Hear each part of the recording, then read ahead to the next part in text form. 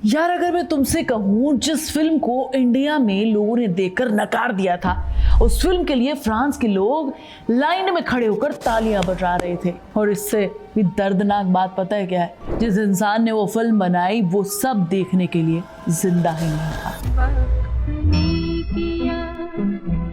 क्या हसीन सितम। याद करो जब शाहरुख खान ने स्वदेश लेकर आए 2004 में, तो वो फिल्म बॉक्स ऑफिस पर एवरेज रही।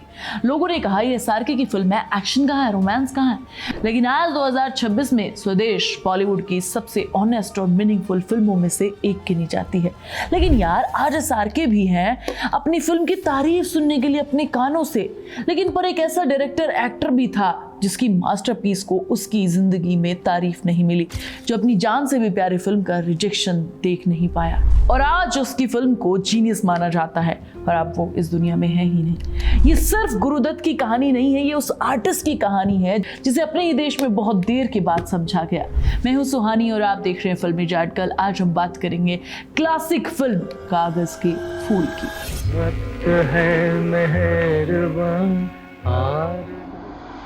1959 गुरुदत्त उस समय किसी पहचान के मोहताज नहीं थे। प्यासा जैसी शानदार फिल्म बना चुके थे, इंडस्ट्री उन्हें हिट मशीन मानती थी। अगर चाहते तो आराम से मसाला फिल्में बनाते जो टिकट खिड़की पर पैसा बरसाती थी। लेकिन कुछ लोग सक्सेस से नहीं अपने सपनों से चलते हैं। गुरुदत्त उन्हीं में से एक है। उन्होंने सोचा कि एक ऐसी फिल्म बनाऊंगा जो शायद किसी ने पहले नहीं बनाई, और यहीं से शुरू हुई कागज के फूल। ये सिर्फ फिल्म नहीं थी, ये गुरुदत्त का दिल था। एक एक्टर जो अपने अकेलेपन से लड़ रहा था, एक इंसान जिसकी निजी जिंदगी बिल्कुल बिखर चुकी थी, एक आर्टिस्ट जो सिनेमा के पीछे छिपने की बजाय पहली बार अपने दर्द को कैमरा के सामने रख रहा था, अपनी पूरी मोहब्बत का दर्द यानी फिल्म में। वो सिर्फ एक फिल्म या फिर एक आर्टिस्टिक एक्सपेरिमेंट नहीं था, ये उनका कन्फेशन था, उनकी डायरी थी जो कैमरा के सामने रख दी गई थी। गुरुदत्त साहब ने फैसला किया कि वो बनाएंगे इसे एक नई टेक्नोलॉजी के साथ बनाएंगे, यानी इंडिया की पहली वाइड स्क्रीन यानी सिनेमा स्कोप फिल्म कागज के फूल। इसके लिए उन्होंने हॉलीवुड की मशहूर कंपनी 20th सेंचुरी फॉक्स से बेहद महंगे और स्पेशल लेंस मंगवाए। टेक्नोलॉजी बिल्कुल नहीं थी, कोई रेफरेंस नहीं था, कोई गाइड नहीं था उनके पास। फिर आया वो शॉट जिसकी आज भी पूरी दुनिया बात करती है। स्टूडियो की छत से आती सूरज की किरण और हवा में उड़ती हुई धूल। गुरुदत्त ने उसे ऐसे देखा और बोले कि ये जादू फिल्म में आ सकता है। आज होता तो कंप्यूटर से बन जाता, लेकिन 1959 था। टीम ने मिरर लगाए, सूरज की रोशनी मोड़ी, धुआं फैलाया, घंटों की मेहनत, और फिर पैदा हुआ इंडियन सिनेमा का सबसे आइकॉनिक लाइट शॉट। आज भी फिल्म स्कूल में उसकी चर्चा होती है, लेकिन उस दिन किसी को नहीं पता था ये फिल्म अपने क्रिएटर की सबसे बड़ी खुशी नहीं, सबसे बड़ा दर्द बनने वाली है। इस जुनून और इस परफेक्शन की कीमत चुकाई फिल्म के बजट ने। उस जमाने में 30 से 35 लाख रुपए आज 2026 में 500 करोड़ से ज्यादा बनते हैं। 1959 में जब कागज के फूल सिनेमा घरों में पहुंची तो जो हुआ वो गुरुदत्त साहब ने कभी नहीं सोचा था। फिल्म रिलीज हुई, गुरुदत्त को लगा कि लोग इसे महसूस करेंगे, लेकिन हुआ इसका उल्टा। उस दौर की ऑडियंस हल्की फुल्की एंटरटेनमेंट देखने आई थी। ये फिल्म बेहद खामोश थी, बहुत निजी थी, बहुत आगे थी। कुछ लोग बीच में से उठकर चले गए। कुछ ने कहा कि ये कैसी फिल्म है, कैसी फिल्म बनाई है गुरुदत्त साहब ने। और उस रात गुरुदत्त थिएटर में एक दर्शक के तौर पर सबके रिएक्शन देख रहे थे, चुपचाप थिएटर से बाहर निकल गए। कहते हैं उस रिजेक्शन ने उन्हें अंदर तक तोड़ दिया। फिल्म बुरी तरह असफल रही। डिस्ट्रीब्यूटर को उस जमाने में 15 से 17 लाख का सीधा नुकसान हुआ और उस चोट ने गुरुदत्त साहब को गहरे डिप्रेशन में धकेल दिया। और उसके बाद उन्होंने दोबारा किसी फिल्म का ऑफिशियल डायरेक्शन नहीं किया। जरा सोचो, एक डायरेक्टर जिसने अपना सब कुछ दांव पर लगा दिया, उसी फिल्म ने उसके हाथ से डायरेक्टर की कुर्सी छीन ली। एक रात गुरुदत्त बहुत उदास होकर शराब पी रहे थे। उन्होंने रोते हुए अबरार साहब से कहा, अबरार, मैं एक पनौती हूँ, मैं जिस भी चीज को छूता हूँ वो बर्बाद हो जाती है। अब मैं आगे से किसी भी फिल्म का ऑफिशियली डायरेक्शन नहीं करूंगा। और यार ये कसम उन्होंने मरते दम तक निभाई। जब उनकी अगली मास्टरपीस साहिब बीबी और गुलाम बनी तो उन्होंने खुद डायरेक्टर की चेयर पर बैठने से मना कर दिया और अबरार को डायरेक्टर बनाया। सिनेमा जगत हमेशा इसे गुरुदत्त का घोस्ट डायरेक्शन कहता रहा। लेकिन अबरार साहब ने साफ किया कि उन्होंने दखल नहीं दिया, बस गानों में अपनी यूनिक स्टाइल में शूट करने में मदद की।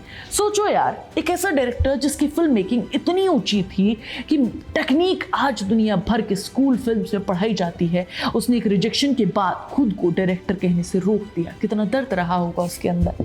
फिर 1964 में सिर्फ 39 साल की उम्र में गुरुदत्त इस दुनिया से चले गए। कहानी यही खत्म हो जानी चाहिए थी, लेकिन असल कहानी तो अब शुरू होती है।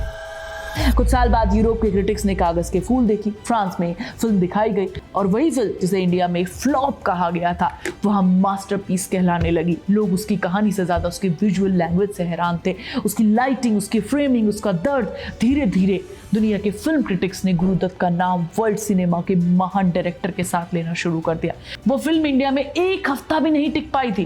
पेरिस के सिनेमाघरों में हफ्तों तक हाउसफुल चलती रही। यूरोप के लोग गुरुदत्त साहब की तुलना हॉलीवुड के महान डायरेक्टर से करने लगे। फ्रांस और इटली के इंटरनेशनल फिल्म फेस्टिवल पर इस फिल्म को सिनेमा का चमत्कार माना गया और 2002 में ब्रिटिश फिल्म इंस्टीट्यूट की prestigious magazine site of sound के कागज के फूल को महान फिल्मों की लिस्ट में शामिल किया गया। इंडिया के FTII पुणे से लेकर अफ्रीका, यूरोप के सबसे बड़े फिल्म स्कूल ने इस फिल्म को अपने ऑफिशियली सिलेबस का हिस्सा बनाया। आज दुनिया भर के स्टूडेंट को VK मूर्ति साहब की लाइटिंग टेक्निक और गुरुदत्त साहब की सिनेमा स्कोप फ्रेमिंग एक टेक्स्ट बुक की तरीके से पढ़ाई जाती है। जिस टेक्निक पर तब कभी किसी ने ध्यान नहीं दिया, आज वो सिनेमा सीखने वालों के लिए लेसन बन चुकी।